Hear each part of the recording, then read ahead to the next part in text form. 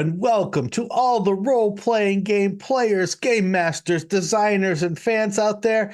This is Mastering Dungeons. I'm Shawn, here with my super energized co-host, Teos Abadia.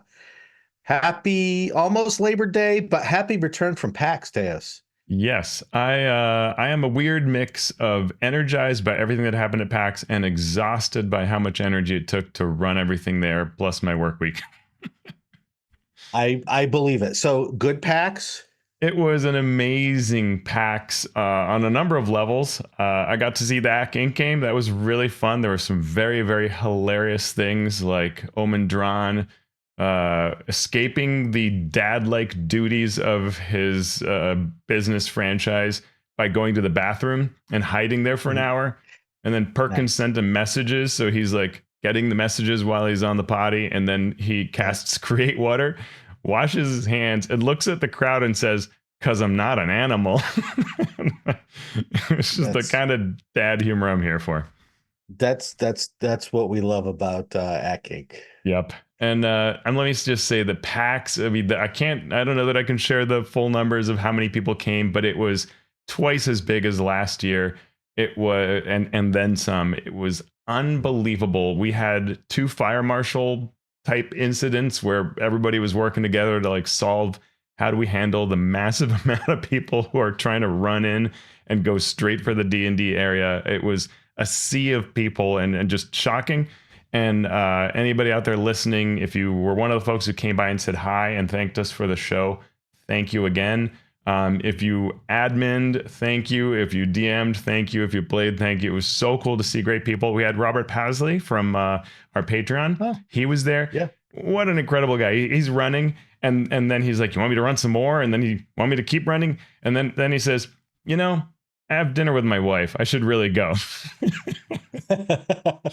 Just lots of stories like that of just people going above and beyond where they needed to do that. And what else? Yeah, we got the anniversary special die. We had the Uni and the Hunt for the Lost Horn preview of the 2024 rules adventure that players loved it. They had so much fun going back into the world of the 80s comic, what do you call it? A cartoon. And they just, played their hearts out and were super positive. And that was one really interesting thing is the entire weekend, I really had just one person who said anything about not being excited about D&D in 2024. And they weren't a player. They were just somebody kind of walking by. And everybody else was just so excited, so positive. They either didn't know anything about it, which is kind of funny for those of us who just live this stuff. Or they had a vague notion, or they were really into it. Like one guy he gets on his phone because we had a copy of the book there. He gets on his phone and he's like, "Can I call my friends?" And we're like, "Yeah." And he calls his friends and one by one goes through with them how their characters have changed in like the most excitement you can imagine. Right. So that was the world I was in for the last 4 days, and it was a lot of fun. Yeah, shows like that are great. Those sort of not acquisitions incorporated, but acquisition shows where brand new people or people who are just curious or aren't steeped in the hobby like we are coming and just enjoying themselves. Just an amazing, amazing time. Totally. You're tempting me to come out there next year, Teos. You really should. It's so much fun. That's what I'm hearing. That's what I'm hearing. Mm-hmm. But there are also excitement in our listeners, and they write to us sometimes. So we're going to go to our listener corner here. We're going to first talk to Chris via Blue Sky. Now, Chris asked this question based on one of the tips that I put up on Blue Sky, TTRPG writing tips. And what I was talking about was balance and how, balance in a game can be important. For a role-playing game, sometimes balance is not wanted. And so he said, would you mind to elaborate? Why do you think that many would hate a game that has very strict balance in the player options? Why do you think it's not fine for cooperative role-playing games, but it's fine for competitive games? And I said, well, it's all from my experience and my reading playtest feedback.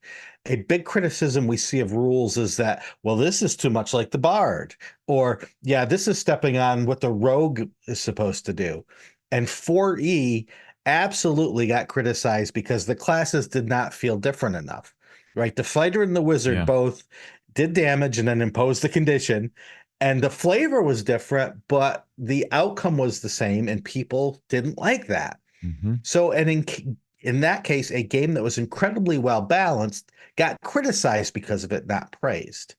Uh, do you have that similar experience with that? Yeah, I mean, and the funny thing, fourth edition, right, was trying to solve the problem of the wizard is too different from the fighter, right? Makes Right. all these choices. Where have we heard that before? So Uh-huh. therefore, martial characters need something. So what if everybody has at wills and everybody has encounter powers, and we're just coloring them differently? Doesn't that Right. solve everything? No, Mm. because people then say everything's the same. There's not enough variance, and so it becomes that difficult thing. How do you make it feel equitable to be a fighter or a wizard, right? It's Right. fair, but it's not the same and it's not necessarily balanced. And even within a class, right? If every choice of what you can take is the same, then you don't feel rewarded for finding that thing.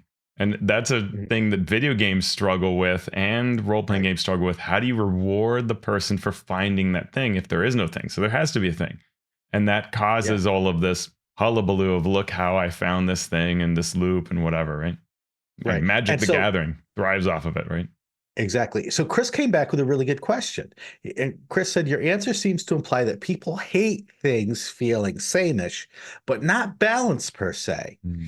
Would you say that people would like balance if the flavor was preserved? I don't see why balance would need for classes to lose their flavor. And that is a Mm. really insightful question. So two things come to mind here. Balance, especially for complex games, it's hard to get balance without sameness because there are cagey players out there who can see through this sort of forced complexity, right? We may be coming at things from a different direction, Hmm. but in the end, this game is about either taking away the monster's hit points or keeping the monster from taking away your and your party's hit points. So you can do lots of tricks, but in the end, the players who care about that can parse it to what they need to see, and they will see that this game is really truly balanced, and that's not what they want. And you can never underestimate the number of gamist players out there who come to role playing games because they want to engage in a complex game with a different variety of inputs, not just everyone's rolling the d20, doing the damage, and imposing the condition, right? And so they want the game to feel very different, not just story wise, but balance wise. They want to do completely different things, and they rail against a game Yeah. that doesn't do that. I have two thoughts about that came to mind when I was saying that. One is we shared stories of like things that happened at the table at PAX West. And there was a Uh-huh. DM who shared that when they had the monsters show up in their learn to play scenario, what did the paladin do? He says, well, I'm going to run into that other room and hide. Hmm. That's what Right. happens when you don't know the game's balance, right? You Yes. can't say, oh, it's going to be a balanced encounter. And in fact, an intro Yeah. level, easy balanced encounter. I've got nothing to worry about. This is a game, right? That Yeah. character is doing actually role playing their character and their own Yeah. selves in a quite a good way. And, if you were to say to them, look, let me peel back the curtain. This is balanced, so you'll have fun, and you have zero chance of dying. Well, that would take some of the fun out of it, and that's what happens when things are too balanced, right? Hmm. Yeah. And Yeah. the other thought I had was someone was talking about Honey Heist at the con, and how Hmm. you have these two stats, and one of the things that even though you just have these two stats, they can one goes up, the other one must go down so that Right. you upset that balance, right? And keep Yeah. that interest. You're giving up something, you're not just getting and getting, right? And that's because of this whole issue. Yeah. Very true. And then the second question comes via Patreon from David Fetter. Uh, Last week we talked about weapon mastery. And so David said, I like how most of the weapon mastery talk echoes a little bit of my own home rule. But after your discussion of the new rules, I'm afraid that they're going to muck up the flow of the game. I like your idea to treat the mastery effects like encounter powers, or stick with my house rules, which say the effects key off a critical hit. In either case, you get some of the fun holding the weapon that might push or trip someone without the complicated mechanic of doing it all the time. And then there's a big but. If I severely limit the opportunity to use these weapon mastery mechanics, aren't I unbalancing the rule set that is designed to have them?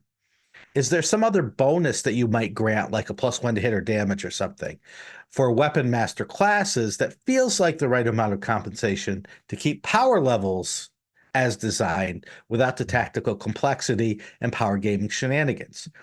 So the question is, right, am I unbalancing a rule set designed to have these powers? Probably. You definitely do risk that. And that's something that each DM and their players are going to have to ask themselves after using it. So when I first play 2024 seriously with a campaign, I'm going to use them as is. I'm going to encourage any martial classes to use them because I want to see what it does to a game with players who are pretty quick and pretty knowledgeable and know how to play quickly, how it works. Yeah. But I'm already hearing stories of, well, I had a player pull out their heavy crossbow and shoot an ally in the back because they needed to be 10 feet closer to the monster in order to get there on their next turn. And so, and then we had 5 characters all pull out their crossbows and shoot the monster to push them 60 feet away so the monster couldn't get to them. And then they just kept doing that the whole time. Right. So we're already seeing the shenanigans of what happens when you overcomplicate something in order to try to give tactical play. This can be the result. Yeah, and that's the thing is, you need to adjust it for your group, right? We get this question asked often around Forge of Foes, because in Forge of Foes we say, hey, here's how to make monsters more thrilling, and you can give them monster powers, and you can make a new monster or alter it to fit these criteria. And then they say, well, wait, haven't I made it harder? Yeah, you did. Mm-hmm. And if that's a problem at your table, then yes, you can compensate, but probably it's not a problem. Probably you came to this book because you want the game to be a little more thrilling, a little more challenging, right? Similarly, if you're going to change up weapon masteries, it's probably because you're a little worried about how that'll play given where you are today. But if you're running a campaign, you're thinking, gee, I wish my characters could, the players at my table, their characters would hit harder. Well, then great. And no worries, right? Yeah. And that's an experiment I would love to see is, all right, you with your weapon mastery, every time you hit with a weapon that has a weapon mastery thing, I'll give you +3 to damage. Or you can do the weapon mastery thing if you really need to. I wonder how many times people and these power gamers who can figure out the math will say, it's much more important for me to knock this guy prone because everyone else will have a plus. The monster just went, so it will be prone for everyone. And I've got the rogue there who can sneak attack, and I've got the paladin who can smite. So I really need them to hit, et cetera, et cetera, et cetera. And it doesn't take long to figure out what things, if you offer that little carrot, to see how long it takes people to figure out what's really, truly powerful and what's not. Yeah. And, the easiest thing is to have a conversation with the players and say, I want to test out some variations of how we could run the game. The other option is to do it in world, right? Have some sort of thing like, the enemy illusionist shows up and something washes over you. And now here are the things, here's how your weapons work, right? The strange arcane orb bathes you in energies. And for the next session, here are the rules that are in play, right? Yeah. Just test it out, and then you can undo it very easily. Yeah. Very true. So thank you to those very keen and insightful questions. Now let's get into our news segment. We just missed D&D Direct last week, so now we can actually talk about it. What was D&D Direct, you ask? Well, it was a video presentation of staff and gamers sharing what they like about D&D. D&D is imagination, endless possibility, finding your tribe. And so there were really some nice things in that opening. It's very markety, but it spoke to me directly as somebody who says the things they were saying, right? Most of my friends come from playing D&D. And it has meant the world to me, just not just as a game, but as a life thing. And so all of that was wonderful. Yeah, absolutely. And it was fun to see people in the videos that we knew Oh Like yeah. one of my friends who now has a kid, and seeing the kid appear several times in the video, like that was really neat. And Yeah. seeing some legends like Claire Hoffman there running a game Mhm. at Gen Con. So that was really nice to see. Um, yeah, and so what they started talking about started with the player's handbook itself, kind of getting people, I Yep. think, excited for this week. Yeah. And so what did they say about the player's handbook? They said we have rewritten the player's handbook from beginning to end. So if someone asks us what's new, we say yes. They emphasize that the book starts now by teaching new players, and we're going to get to that in a little bit later in this show. Uh, and then they talked about the art. A little bit of it has been reused, but for the most part, it is brand new.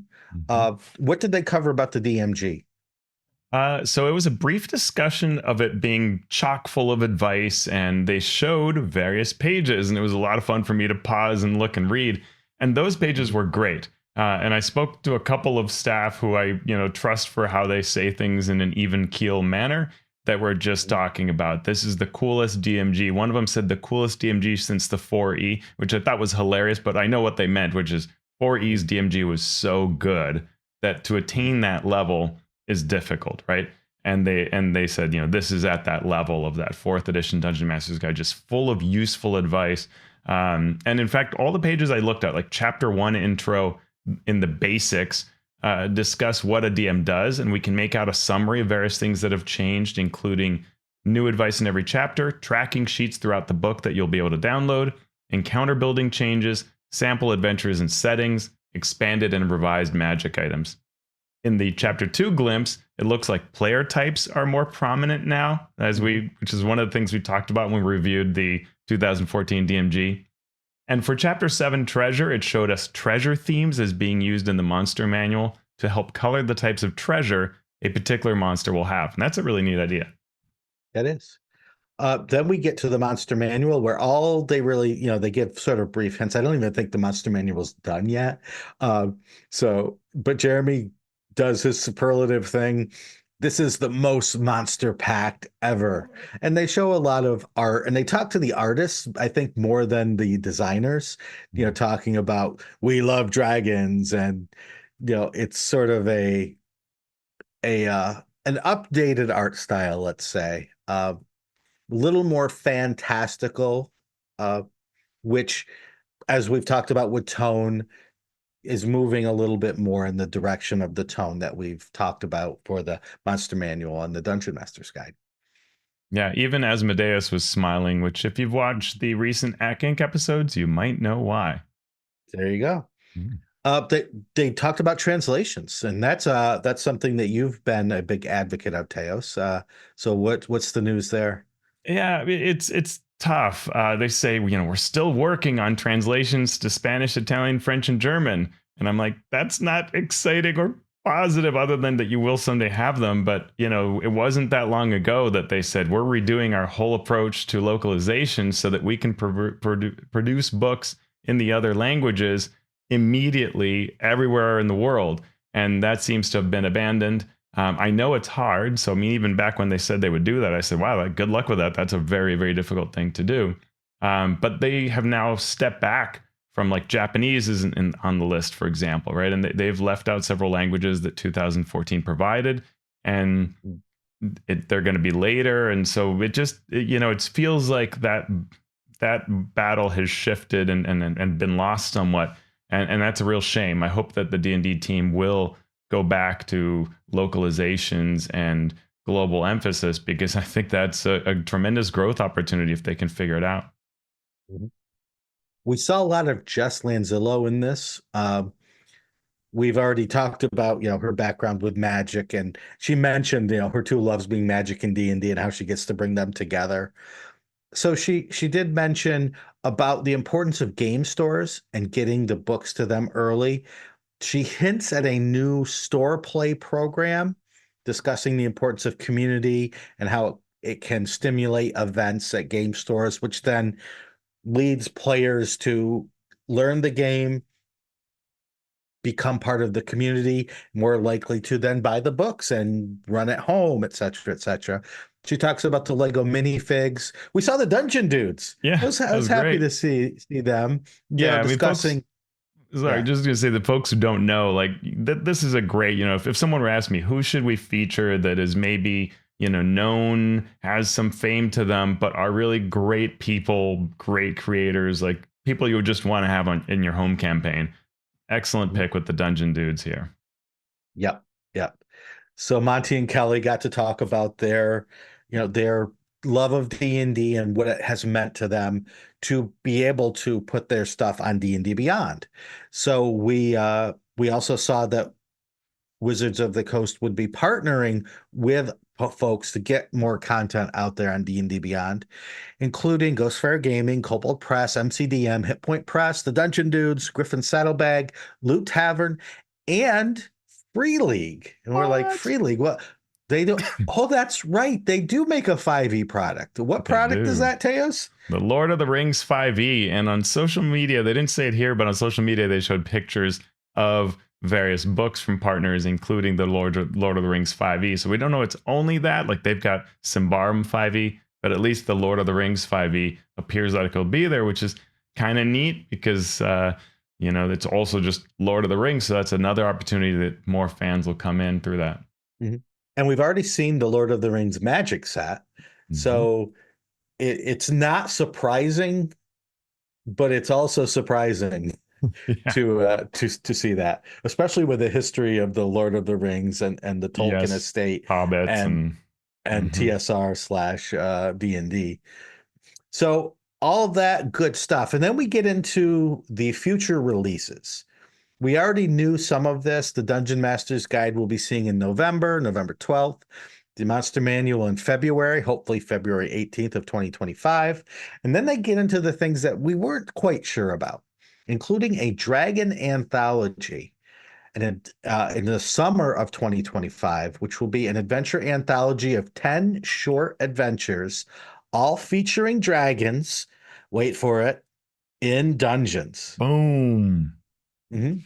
So what did you think when you saw that? Well, first I thought they were doing another dragon book, and I'm like, wait, we just had the Draconomicon remade, but okay, Ms. it's an Benz, yeah. anthology of adventures, and like, great. I mean, that seems fine. Um, they sort of made it sound like, boy, we never have a dragon in a dungeon, and I just immediately thought of like countless examples of that just went through my mind. But I'm like, sure, it doesn't hurt. Like, this is great. Who doesn't like more dragons? And dragons are fun. Every time an organized play scenario learn to play thing has it, people get excited, right? They love that. I mean, I remember fourth edition, had the demo with the dragon at the end, and even though it often TPK'd them, it was such a blast for them to go up against a dragon. And so, yeah, this is good to Yeah. have. We were wondering about a starter set or a learn to play set. Well, in fall of 2025, we will be getting a starter set. Where will that starter set take us? It will take us to the Keep on the Borderlands. So for those old school folks who remember that, wasn't even an AD&D, right? It was a Basic. D&D Yeah. basic set adventure taking place way out there on the Keep with the Borderlands that abutted the Caves of Chaos where Mhm. adventure could take place. So this will be there.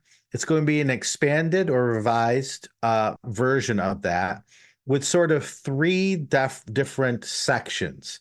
There's the keep itself, there's the wilderness that surrounds the keep on those borderlands, and then the Caves of Chaos, the dungeon type area for that. And we learned that each booklet has a short tutorial to help new and returning players learn as they go. And as with the Stormwreck Isle starter set, there will be a how to play video provided so DMs can figure out how to do this if they're learning, or even if they know what they're doing, sort of walk them through it. Yeah. Yeah. And then there'll be a Any thoughts video there? just the same way that Stormwreck Isle had all those videos and a dedicated Yeah. kind of website and on the YouTube channel. So there apparently will be a how to play video for this as well, which will be helpful. Mhm. Yep. And then we get the big release in late 2025. Drum roll, please. The Forgotten Realms setting books. So, as with 4E, there will be a book for players with the player facing content and then a book for DMs. They bragged about all the player options that would be there, new subclasses, new spells, new types of spells, said Jason Tondro, uh, with a twinkle in his eye. Mm-hmm. They're going to go and introduce factions. Now, we've already seen factions in the Forgotten Realms, but they're going to, I think they said, promote a few factions. Some will be the same, some will be different. And then a book, the DM's book will flesh out areas. So they mentioned Baldur's Gate, they mentioned Icewind Dale, they mentioned the Dale Lands and Myth Drannor. They mentioned the Moonshae Isles, which caught my attention. They Mm-hmm. mentioned Kalimshan for a different world or biome. So it'll be interesting to see, because when they said a new book and it'll flesh out areas, I was like, please not the Sword Coast, please not the Sword Coast. And they started naming off places on the Sword Coast or places we've already seen. Yeah. And then they started saying, okay, Kalimshan, Dale Lands, Myth Drannor. I'm like, all right, we're getting there. It's not quite the Yeah. full scope, but at least it's a start. Yeah, and it's interesting because we have the Sword Coast Adventures Guide already from many years ago. So what does this do that's different? And then they mentioned Baldur's Gate, and you're like, okay, we already have a Baldur's Gate guide in the one adventure. We have the Myth Drannor or the Icewind Dale content that was available before. Both of these, through D&D Next release products that then became 5e versions. But it's like, do we really need that again? Like, and I was waiting that they were going to say, and a Waterdeep, but thankfully not. Instead, it got a little more interesting with the Dale Lands and Myth Drannor and some of the others. But hey, like Moonshaes has been explored in such great detail by Bald Man Games at their organized play adventure series, and I thought to myself, I don't know what's been out there. More than 30 adventures, I'm sure. Maybe it's much more than that. And I know Eric Mengi will let us know. But did they care about that? I don't, have they looked at that at all? Because there's been so much work done. Yeah, you've done work there, and yeah. So I was very curious what they will do with the Moonshaes and Kalimshan, especially. yeah. Well, they had me write a Moonshaes sort of backdrop Mm-hmm. back for fourth edition, and from that backdrop, which was quite long, uh, we got permission to update it for fifth edition. Baldman Games put it out on the DM's Guild, and then we started creating adventures from that. So I too am like, there's been like you say, a lot written about that. Yeah. Hopefully, we'll see if they move forward, if they step back, Mm-hmm. how they work it. Yeah. So that was a look at the books. Then we got a rather large section talking about Project Sigil. Whether that's going to be the name for the tabletop or not, we still don't know. But we learned more and more about it. We saw shots of the VTT being used, being played with, being used by creators to create the rooms and the hallways, walls, etc. Shots were very close up, so you could really see the details on the minis and the artwork that went into it. They showed off Baldur's Gate 3 characters. Yeah. What else did we see there? Yeah, I mean, on what you just talked about, that was interesting to me because, like many folks who demoed it at PAX Unplugged, and it's, been featured a number of places. It's had closed playtests. I saw it first when I was part of the summit. Normally you're playing it in sort of a up above kind of mode, and you're quite distant from things. And boy, they zoomed in for the maximum shot of how beautiful everything is. And I thought that was kind of funny because you would never play at that angle tactically, but it did show off how good the graphics are. They then talked about Danger in Dunbarrow, which is going to be the intro adventure. And Chris Kao tried to beat Jeremy Crawford at the game of superlatives, calling it the best starter, like the best starter pack that's ever existed in Dungeons and Dragons. And I thought, okay, you have my attention. Let's see if that's true. Yeah. Tell me more. Yeah. Yeah.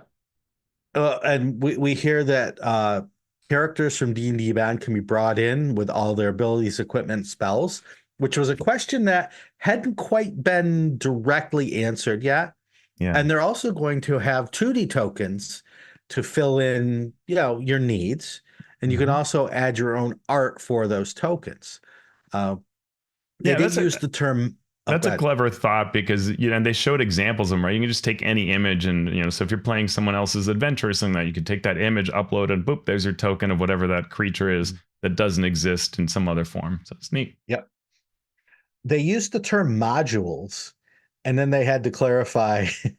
Well, we know modules is an old term for full-length adventures. So they're using the term module more as a computer video game thing, where it's a short experience to get a taste of an adventure rather than a full adventure. So you could pull in a cemetery module and then play a short adventure with that. It doesn't include the full spectrum of an adventure from beginning, middle, and end. And I wondered here whether they may be thinking of, not just to get you started, though of course it can do that and that's important, but almost whether they want you to like play it maybe solo or in some other capacity, because it had this feeling of like something you might play over and over again. And in fact, then later we're shown Drizzt, they say Drizzt fighting a robot, but it was Optimus Prime, right? So that makes me think, okay, Jess Lanzillo had talked about other properties. So are they going to bring in G.I. Joe and Transformers into Sigil through the Hasbro books that were written by Renegade? It was interesting, right? I mean, they've taken the work to put this in there. Is that just for fun or because they own it and they can, or is this really something that's coming? Yeah. And they're going to start on PC only, but they're looking to add mobile and console and maybe beyond in months, years down the line. And, excuse me. And it's free to try out. You can go to D&D Beyond right now and sign up to use it. Excuse me, if you're a subscriber there. Yeah, and they walked through the level builder. The footage looked a little sort of sped up to me, but it did show impressive pieces like a cargo lift in a mine that can lift, your miniatures, creatures up. That all looked really cool. The visuals are amazing. But there's always that question of how easy to build things, right? Dwarven Forge looks amazing too. And sometimes it's really easy, but some of their pieces are quite complicated to put together, and you approximate that Lego level of intensity, which can be a lot of prep, right? So it'll be interesting to see how that really is when the open beta comes out, where people are truly building things within seeing. And they talked about sharing being important, integrating with D&D Beyond characters, pulling flat maps into the maps application or into here, and that idea of that there might be a marketplace there, right? That's always interesting as to what exactly that would look like. Yeah, and there was a mention of using this not just for D&D. And I thought that was hugely important because you can tell that they're really liking this, but they're still trying to figure out a way to monetize it. They're still trying to figure out how to recoup all of the development costs. And so there is nothing stopping anyone from going on to here and running Pathfinder games. Right. There's nothing stopping people going on here and running any sort of games because it is literally a tabletop that you can do and build anything on. It won't be hooked in necessarily to a database to pull in roles or pull in other things, but it's there. Yeah. We're going to switch to some non-D&D news just for a second, as it was reported that the Traveler role-playing game has been sold to Mongoose Publishing. So Mongoose had the license, I believe, to make Traveler content, but Traveler designer Mark W. Miller posted on Reddit to share the news that he had sold the rights to Traveler to Mongoose. Fellow designer Greg Stafford, another person who had worked on Traveler, passed away, I think a few months ago, if not a couple of years ago. And Mark Miller wanted to ensure that the game would live on. So he sold it. Yeah. And it's interesting. He talked about, sort of the transition he's gone through of like sort of thinking about what it means when you kind of own a game or you're this big part of the game that he and Greg had worked on for so many years. And he set up a relationship with Mongoose, and he works for them and works on the game through this, license. But he wanted to set things in place that he is not the bottleneck and he is not the sole decider. And so He clearly enjoyed the relationship with Mongoose Publishing, and so now they own it. And while he continues to work on the game, nothing rests on him being around for it to work. And it was very mature, very savvy, Mhm. very good of him. And so it's a nice read. We linked to it in our show notes because it's nice to kind of see, someone think through that. And as we all get older, these are the kinds of things we have to think about for those of us in the old department. True story. NPR has a D&D series, several articles, including Dungeons, Dragons, and Shoulder Bags, why I loved D&D as a closeted teen. So tell me about this article and the others like it. Yeah, it's really neat. The author shares in this piece how much D&D meant to them as a young person who found the game that helped them identify who they truly were, come out of the closet, right? When you look at a piece of artwork and you go, that guy looks absolutely spectacular. Maybe I'm finding something out about myself. And being able to walk into someone else's shoes can be just a great way to figure that out. And I've had the fortune of talking to folks like in high schools who've talked to me about how important D&D was for these kinds of reasons, right? Figuring out who you are, and you're polymorphing, and you realize that both you and this other person at the table, boy, we really like changing shape. Maybe there's something there to this, right? And so you start finding that out, and in a safe way to experiment with who you are and your gender, the assumptions people have of what you should look like, all of that, right? And so it's really neat. It's a nice article on that, and it's part of the overall NPR series they've been doing to cover the 50th anniversary, which they were at PAX West. I had a lot of fun talking to the person who was there recording. They recorded a session of Uni and the Hunt for the Lost Horn, which Jefferson Dunlap was running, and they interviewed DMs and fans. So I'm excited to see what comes of that and what I can hear about it, because it was really neat to talk to them and see them there. Yeah. And in some not bad news, but interesting news, we had wondered about Greg Tito because for the longest time we hadn't heard from Greg. Greg worked for Wizards, I think, since 2015, maybe 2016, 2017, around there. And he had many positions or many titles, including head of communication. And for the longest time, he co-hosted Dragon Talk, the Dragon Talk podcast, with our friend Shelley Mazanoble. And so Greg announced that he was leaving. And I went, oh, that's too bad. Greg was a good, a good egg and a good steward of the brand and really enthusiastic. And what was he leaving for? He is going to become Deputy Director of External Affairs, joining the staff of Washington Secretary of State Steve Hobbs. Now, Steve is obviously the Secretary of State for the state of Washington and a huge proponent of D&D and tabletop games. And he's been interviewed and he's talked publicly often about how important D&D and role-playing games and tabletop games in general are. And he's created programs. So I was like, okay, that sounds good. Greg's probably communicated with him and good. And then Greg had a quote and I was like, oh, Greg, that's so funny. Do you want to say it or shall I? I will bleep it. Greg said, yeah, go for it. go ahead. Okay. Greg said, it feels good to do something that doesn't just line the pockets of a-holes. and I went, oh yeah. And then later he added, sorry, I meant shareholders. And I was like, thank you, Greg. Thank you for saying it. When you and I talk about Wizards and Hasbro as a publicly traded company, we always get accused of being apologetic to Wizards and to Hasbro. And when we say this is something that all businesses do, we're not apologizing to Hasbro and Wizards. We are saying, yes, this thing is terrible. It should be called out as being terrible everywhere, across all industries, across all things, when horrible decisions are made because you are trying to please shareholders. So to have Greg say that warmed the cockles of this cold heart. Yeah, because people are afraid to speak out, right? I think Greg had clearly reached a point where he was so frustrated with where he was in the scheme of things, which often, I mean, being in any kind of marketing communications area like that can be really, really hard.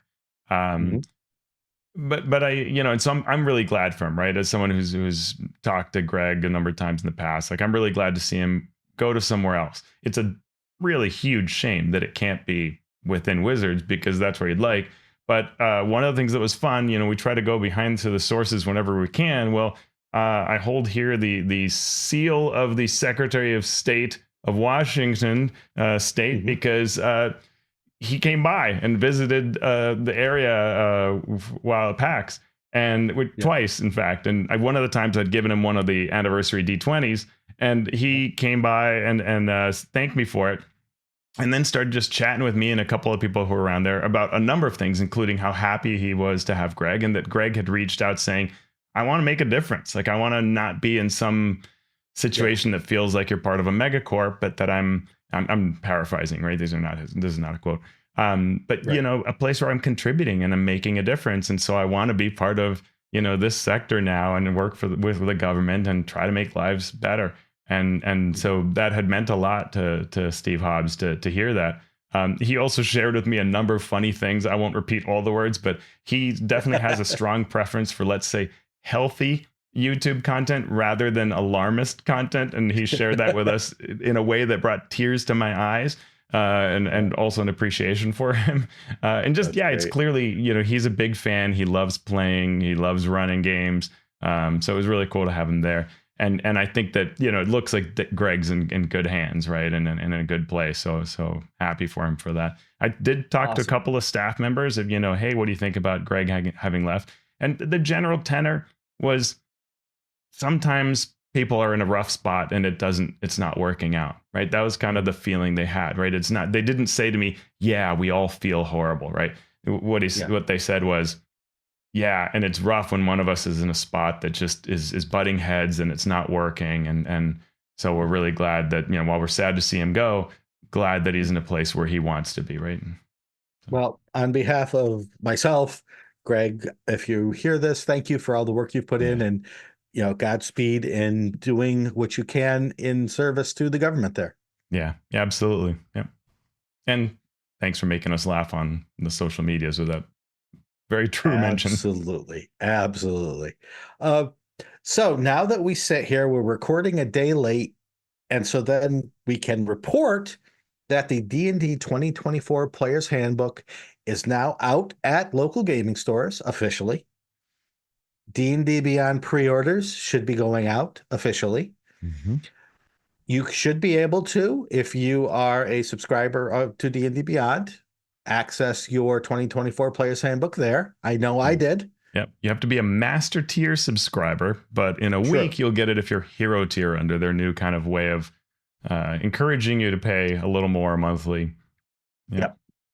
And even if you are not going to buy it, there will be free rules out, at least for a bit, to give you a view of those. There may be some technicalities there that I'm missing, as Teos already corrected me once. What do you know about this, Teos? Yeah, so the version of the free rules, I did check today so that you can still see the 2014 rules, which I appreciate. I was a little worried that 2014 might go away and be replaced by, but no, you can see them, which is nice because you can easily compare them. And one of the things, the reason I was curious to compare it was, what did they decide to include in the free rules compared to 2024? So I checked feats, because if my memory is correct, the 2014 version has 1 feat, and that's the case in the SRD as well. Well, and then I saw, oh, look, we have several feats now in 2024. Well, that's great. That's an improvement. And then I saw the classes, and I saw Cleric, Fighter, Rogue, Wizard. And I thought, wait a minute. And I looked at the free 2014 rules, and they have 12 classes, right? And everybody would complain, why don't we have the Artificer? Well, now you don't have a Warlock or a Bard or a number of others. So, right. Hard to tell what this all means. I don't really mind this here. What the impact it has is, when they release a 2024 SRD as promised, will this be the kind of difference that we see where they're saying, yeah, we're not giving you our Bard at all in any form, right? And then that leaves you with a little bit of legal gray area, as other companies have had, of, well, can I make an Artificer? Can I make a Bard, right? An Artificer is an interesting, right, or Warforged, because those have general concepts and they have D&D concepts, and digging into those D&D concepts is where you can run into IP challenges and so on. So I didn't, we don't know what the SRD will look like, but I thought that was kind of interesting and worth, starting up that discussion of, what, is this indicating some real change that we'll see? I thought I read or saw somewhere that they are going to expand the 2024 free rules to include all of the classes, but I don't know where I saw that. It might have been on D&D Beyond, but maybe not. One quick addition. You are absolutely right, Shawn. Looking at D&D Beyond, and it does say, and I'll pull it over here, when the Pup Player's Handbook sees its wide release on September 17th, there will be a full release of the D&D free rules, including remaining base classes, blah, blah, blah, blah, blah, Warlock, as well as one subclass for each class. There will be more spells and feats. So you're seeing a preview that's just kind of a placeholder, which is kind of smart. I like that. And that we will be able to retain the 2014 rules as well. So dig that. And Awesome. then they just did do a quick note to say the free SRD rules are not the SRD, which you'd think you didn't have to say, but that has come up a lot. And that will be coming later once all 3 core rules are released, as they had said before. Yeah, so we're at the soonest we're looking for the SRD release in February of 2025. No surprise there. The other thing I did note, we now have the words of the player's handbook digitally. And on the show, we've often wondered about the superlative claims that this is the largest player's handbook ever, Shawn. And we know the page count's higher, but we also know the font is bigger and the art is bigger. And you and I have said, boy, it sure would be hard to increase the art, increase the font, and fit it in the book. So early analysis indicates this player's handbook has fewer words than the 2014 version. We knew it, Shawn.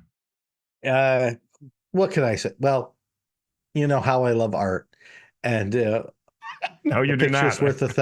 A picture's worth 1,000 words, apparently. So you have to take that into account. You have to do the math. Yeah. You have to do the math. Yeah. And last but not least, in our creator corner, you have noted that there is a free D&D 2024 quick reference sheet that has been created by a friend of ours. Yeah. Tom Christie of D20 Play, who recently ran that awesome Draw Steel game for us. He has put together a reference sheet capturing the changes in 2024. So we've got links in our show notes, and that link hasn't worked for everybody. It did not work for me the first time I tried it, but it's on d20play.com and you can check it out. Also, he has placed it on the DM's Guild because of that issue, so you can go pick it up there and see this free guide of what has changed. He does a nice job. There's a version that has sort of like blue line differences and stuff, so take a look at that. It's a nice little way of seeing what has changed.